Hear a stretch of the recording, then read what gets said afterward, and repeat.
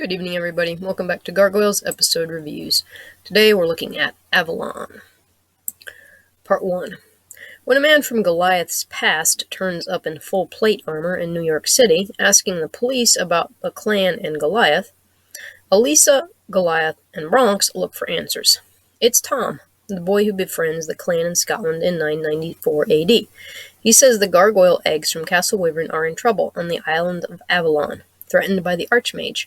But before Goliath can help, he needs to know what happened to Magus, Prince Katherine, Tom, Mary, and the 36 gargoyle eggs after the clan was turned to stone, quote, until the castle rises above the clouds. Spoilers are in the 2020 moments. Info from Ask Greg is in the According to Greg bits. Season 2, Episode 21, Avalon. This one starts off the Avalon saga, which, as I said before, is not my favorite, but we'll try and do my best with it. The actual Avalon starter episodes here will be 2 recordings per episode, like usual, but then after that, we're going to drop down to 1 per episode. Reasons for existence. To move on to Tier 4 of the series, to introduce Avalon, to explain what happens to Magus, Katherine, and the eggs, among other people, to start the Avalon World Tour, to start wrapping up the Archmage's story. Main antagonists, Constantine. Times, December 27th to the 28th, 1995. So we just jumped over Christmas there. And September 28th, 995 AD. Locations, New York City, New York, Castle Wyvern, and Edinburgh, Scotland. Avalon, we open the clock tower. Previously on Gargoyles, young Tom and his mom at Castle Wyvern before the Vikings attack, Magus and the Grimoire, the Archmage threatening Prince Katherine, Katherine promising to protect the eggs, Macbeth and Demona wondering why they're working together. Wow, we are all over the map. This is going to be a wild trilogy. According to Greg, we bid farewell to the Tier 3 of Gargoyles, sadly. This triptych is a tentpole of the series that launches a new phase. This isn't the SCA. The clan wakes up, but unlike pretty much every episode before this, Goliath plunks down in Hudson's chair to read, while the old gargoyle goes on patrol. Is Hudson perhaps feeling more confident after his physical and verbal altercation with Xanatos last episode? Bronx stays, as per usual. Out in the lake in Central Park, a medieval skiff appears from the fog. Its pilot is a silhouette with a cloak and ears. The craft docks. When the pilot steps into the light, we see it's a gargoyle-faced helmet that goes with a full set of plate armor.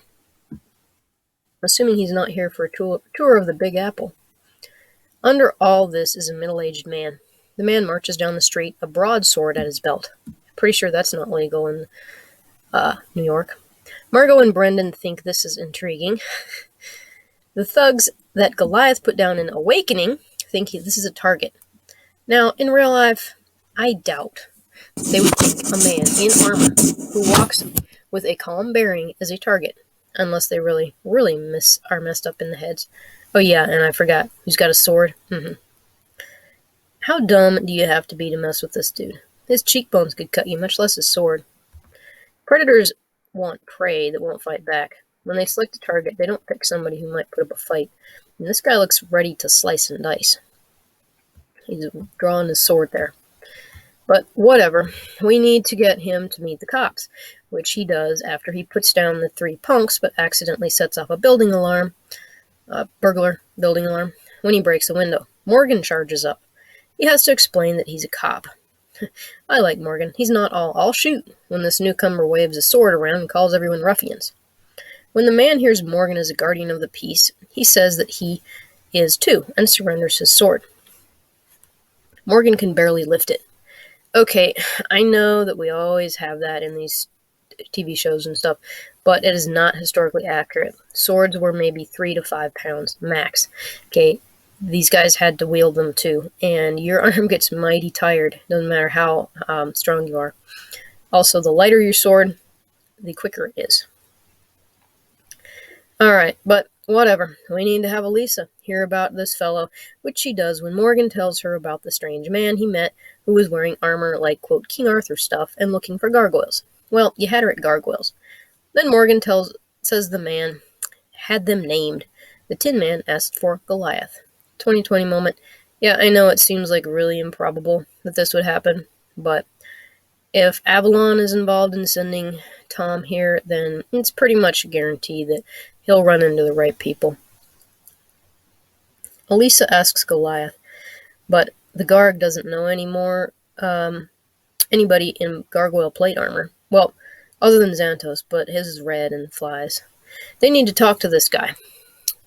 He calls himself the Guardian. Aw, there's Bronx. He wants to go. I like Bronx. He's my second fave gargoyle after Brooklyn. I mean, I like Goliath and everything too, but other than him, I guess. Elisa finagles the Guardian out of jail and has him taken to Belvedere Castle in record time, like 1 hour. Sure, getting him out was probably not an issue, actually, given that most big cities, particularly NYC, are up to their eyeballs in criminals who are taking up cells. Cities often use book and release programs to a shocking degree. Even GTA in some places is treated like this. The real wonder is how she got through traffic that quickly. I don't know why Belvedere was the spot, other than it's a reference to high noon. But whatever. We need to get everybody to the lake with the skiff. When Goliath meets the Guardian, the man reveals he's young Tom from the Viking attack. Only, he's now old Tom. But there's no time to explain. Ah, that cliché. The Garg eggs are in trouble. Why, did you forget to take them off the stove when you're boiling them? Oh, wait, no, he means the eggs from the rookery in Castle Wyvern. Right, got it. The Archmage is threatening them. The Archmage who's dead? Well, this is intriguing. Right, note the crest on this guy's armor. It might be a dragon or it might be a gargoyle. Elisa and Goliath are suspicious. Bronx has channeled Doug from Up and loves Tom like a brother, even though he's just met him. That's good enough for them, so they get into a skiff with Tom. Okay, you're just gonna hop into a skiff with this guy who says he's a kid from 1,000 years ago? Oh, okay, all in the word of the dog. Whatever. Get in, losers, we're going to Avalon. As they sail across the lake, Tom chants some Latin, and this source is from the Gargoyles fan website. Vocate vente fortunate ex rege oberanus, et hic navis flugem regate, ad ore Avalonis. That means, come winds, safely from the kingdom shores of Oberon, guide this ship through the waves to the shores of Avalon. It's interesting that Avalon and Oberon, of course, and we'll see later, till 2020, I guess, are Fae, so you would think that this wouldn't have to work with Latin. Now, Tom begins the in-cruise story. Flashback to 994 to 995 AD. Magus and Prince Katherine are loading the 36 gargoyle eggs from the rookery into a cart. Man, think of the size of the omelet you could make with that thing. Mary, Tom's mom, wonders how many will survive. Tom declares he'll protect them. Katherine seems to have gained tact after the Viking attack because she makes him the guardian of the eggs. Kind of like a little knight, even though, well, knights are more of a Norman thing, I think. Now, you'll remember that Demona is watching them, but we don't see that now because the humans are unaware of her. There she's got, Catherine's got her dagger out and she's putting it on Tom's shoulders. She's commissioning him, not getting ready to stab him. Side note, I don't remember it being explained to my liking why everyone heads out of Wyvern, and I mean, were they just getting help? I mean, in the old days, people rebuilt castles. That's not like it was damaged beyond repair. After all, it lasted another 1,000 years and doesn't look that bad even then. And I think I said before that people thought it was haunted, but even so, you would think they would have just soldiered on through that if that location was that important. But maybe it wasn't. Maybe politics changed and it wasn't. There are a lot of ruins, castle ruins, in that part of the world. They head to Catherine's uncle's place. And there's the gangs all there, all lined up at the royal table. He is King Kenneth II, Ken's son and Catherine's cousin, Mal Shalvin. Hi, Jeff Bennett, is there, and I forgot how to pronounce his name, and I'm probably not going to look it up either, so you'll just have to deal with it. As well as a rival named Constantine. It's getting complicated now with everybody being related to everybody, so I will quote Greg. According to Greg, believe it or not, we also had another character originally that we cut early on because it was just getting too damn complicated. Katherine and Mal Shalvan's cousin. Okay. The future King Kenneth III, the father of Bodhi. Yep, that Bodhi, the father of Grok.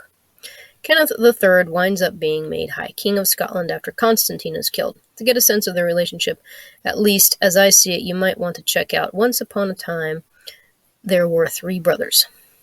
Or to give you a hint, 10 years after the events depicted here, King Kenneth III would be murdered by Mal Shalvan's operatives during a civil war. Mal was known as Malcolm Foranach, the Destroyer. We used the Mal version of his name so as not to confuse him with Catherine's father, Prince Malcolm. Just as in the City of Stone, we emphasized Malcolm's Canmore's Canmore name for the same reason. Alright, you got all that? Good. Every time I've watched this episode, I've pretty much just blanked out on all those relationships and kind of just went with it. Especially when I was a kid. I really only started paying attention when I had to do these little write-ups. The gang is warmly welcomed, but they realize quickly that politics are afoot. Constantine is all about power, and he's going to get it no matter the cost. A noblewoman named Fenella is his way to the crown. And there's Mary, that's Tom's mom. She knows all about castle politics. She's got some sort of peasant network, I guess. Face scroll, maybe? Halftime. Well, it's the start of a 3-parter, so there's a lot of ramping up to be done, but it's a welcome change to see some old faces. Did you wonder what happened to them after awakening? I didn't. I honestly didn't. And even after City of Stone, I didn't even wonder what happened with the eggs. I just figured, they kind of ended like Damona's clan, and, they just died, I guess. It's nice to bring them in, though, since it keeps us from having to meet a fleet of new characters. I like Magus, so seeing him again is also welcome. Not a whole lot to say thus far, but next half gets more involved. It's the Gargoyles version of Game of Thrones. We'll also get to see our favorite Twisted Sisters. I'll come back next time for the continuation of Avalon. So, what'd you think of it so far? Do you like seeing some old faces again? I mean, this is going all the way back to episode 1. Well, you can comment about it here or in the blog. Remember to like, share, subscribe, do all the things. Thank you so much for watching, and we'll see you in the next one.